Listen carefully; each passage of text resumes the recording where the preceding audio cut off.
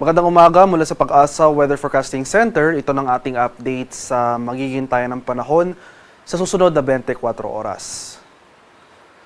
Makikita natin dito sa ating latest satellite images na halos buong bansa ay maninipis na kaulapan lamang ang ating naobserbahan. So nangangahulugan na yung easterlies o yung mainit na hangin galing sa karagatang Pasipiko ang umiiral sa buong Pilipinas. Kaya for the next 24 hours, magpapatuloy itong generally fair weather sa buong bansa maliban na lamang sa mga tsansa ng isolated rain showers or thunderstorms, lalong-lalo na dito sa silangang bahagi ng Pilipinas. At sa kasalukuyan, wala pa naman tayo monitor na low pressure area o anumang sama ng panahon na maaring maging bagyo sa mga susunod na araw. At para naman sa magiging lagay ng ating panahon ngayong araw dito sa Luzon. So for Metro Manila and the rest of Luzon, magpapatuloy itong generally maaliwalas sa panahon ngayong araw, bahagya maulap hanggang sa maulap na papawirin. Sasamahan lamang yan ng mga biglaan at panandaliang pag-ulan na dulot ng thunderstorms, especially nga dito sa eastern section. Maximum temperature forecast para sa Lawag ngayong araw, posibleng umabot ng 32 degrees Celsius. 34 degrees sa Tuguegarao at 23 degrees Celsius sa Baguio City. Maximum temperature forecast for Metro Manila, posibleng umabot ng 32 degrees Celsius. 30 degrees sa Tagaytay at 32 degrees Celsius sa area ng Legazpi. Para naman sa Palawan, Visayas at sa Mindanao, ngayong madaling araw, nakapagtala tayo ng early morning thunderstorm activity dito sa ilang areas ng Eastern Visayas. So panandalian lamang yung mga pag-ulan na ito pero may kalakasan.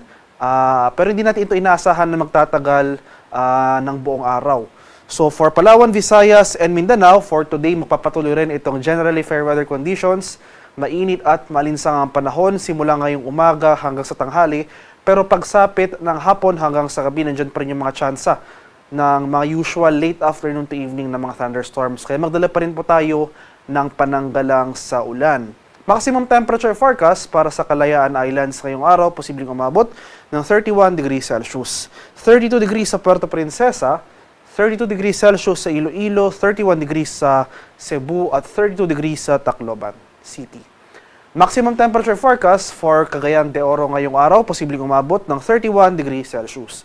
33 degrees sa Davao at 34 degrees Celsius sa bahagi ng Zamboanga.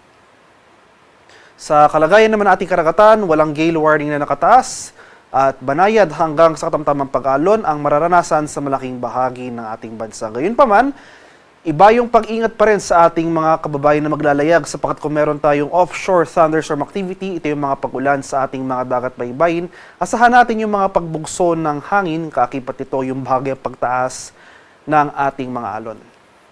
At para naman sa ating weather outlook sa mga susunod na araw, simula bukas, araw ng Martes hanggang sa Biyernes this week. So magpapatuloy yung generally fair weather na dulot ng easterlies simula bukas hanggang sa Wednesday. So magpapatuloy itong mainit at malinsang ang panahon sa malaking bahagi ng Pilipinas. Pero asahan natin yung increased frequency ng thunderstorms, yung mga usual afternoon to evening na mga thunderstorms, especially nga dito sa eastern section ng ating bansa. So sa mga rehiyon ng Cagayan Valley, lalawigan ng Aurora, Quezon, Bicol Region, Eastern Visayas, Caraga at Davao Region. So for the next days, asahan natin na ito yung mga lugar na makakaranas ng mas mataas sa frequency ng mga localized thunderstorms. Pagsapit naman ng Thursday to Friday, asahan natin na makakaranas tayo ng mataas sa tsansa ng mga kaulapan at mga kalat-kalat na pag-ulan, pagkulog at pagkilat dito sa eastern sections ng Northern and Central Luzon.